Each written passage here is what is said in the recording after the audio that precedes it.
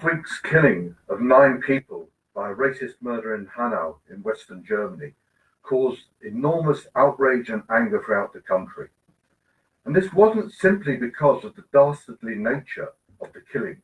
It was also because whether or not this particular crime was carried out by an individual or by a group, it is part of a pattern of right-wing murders which have taken place in that country over the last 3 decades. Officially, since 1990, there have been 94 people killed in Germany by right-wing assassins, by right-wing murderers. Although really the figures are probably closer to 200.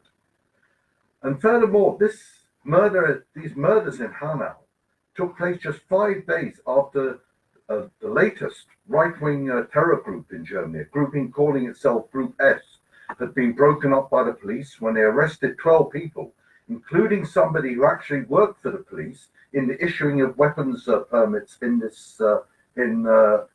Germany.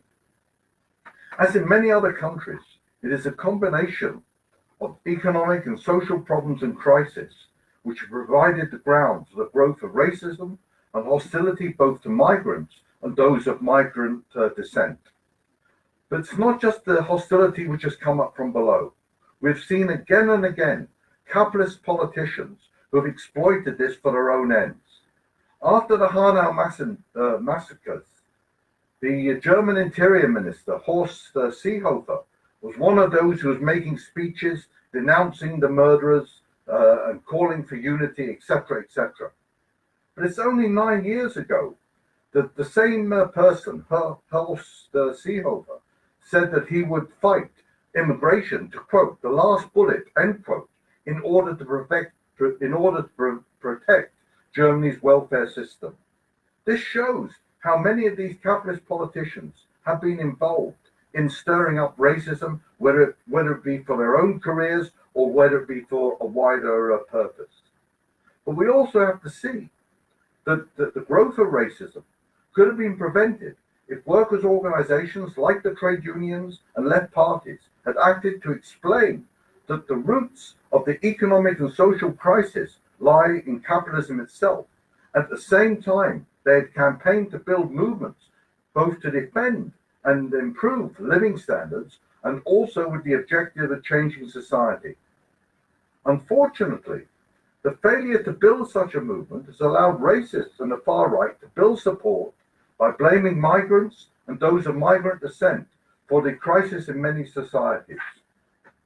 And we believe that a determined campaign by the workers' movement could not only answer the fears of shortages of housing, healthcare, educational facilities, or low wages, but also being able to unite in action working people.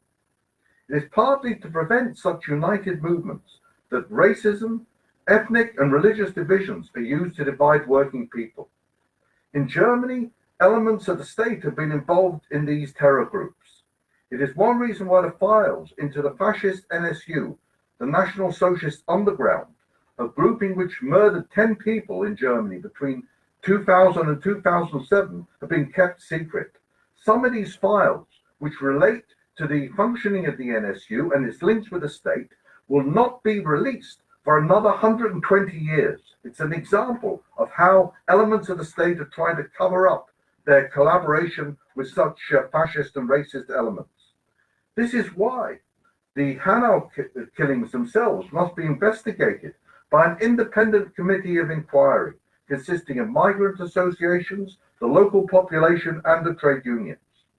After Hanau, there is both anger and sadness, and also a desire to stand together, a desire for unity. And obviously, unity is a basic principle of the workers' movement. A divided movement can be defeated, a united movement cannot be defeated. And this feeling for unity is especially strong in Germany due to the experience of the Nazis coming to power before the Second World War, because they were not opposed by a united front of workers' organizations. But also we have to recognize that unity on its own is not enough. It needs to be a unity which leads to united action. But not just unity, against racist, far-right or fascist attacks, but also unity to struggle for change. And this means unity against capitalist crisis and against the effects of the capitalist crisis. And this is why socialists do not agree with the general calls for unity which are sometimes made in Germany. We had recently a leader of the left party, the Linke in Germany, calling for a civil pact against racism and right terror. We believe that such general calls are wrong.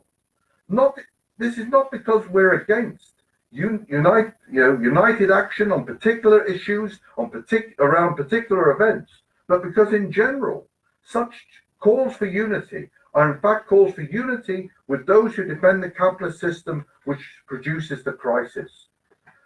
And we agree with our German comrades in the Soul in Germany that getting to the root of this situation means questioning the capitalist system itself and proposing an alternative to the power of capitalism and the concentration of wealth in a few hands. As long as the banks and the major companies are privately owned by a few and run for the profit, social problems, repeated crises, and fears of the future can drive some towards right-wing criminals, to strengthening the far right and other such organizations. In opposition to this, we argue that only a socialist democracy in which the banks and the big companies are in public ownership, democratically controlled and managed by the working population, only in this situation can the social problems be dealt with, can an end be put to regular crisis of capitalism and the destruction of the environment. In order to achieve this, we need to build strong socialist workers' parties that do not play the game of the established parties, but consistently represent the interests of the majority of the population, regardless of skin color, religion, and nationality. On this basis, we can build a united movement, not just against the hatred of the far right, but also to change society. Become active with us.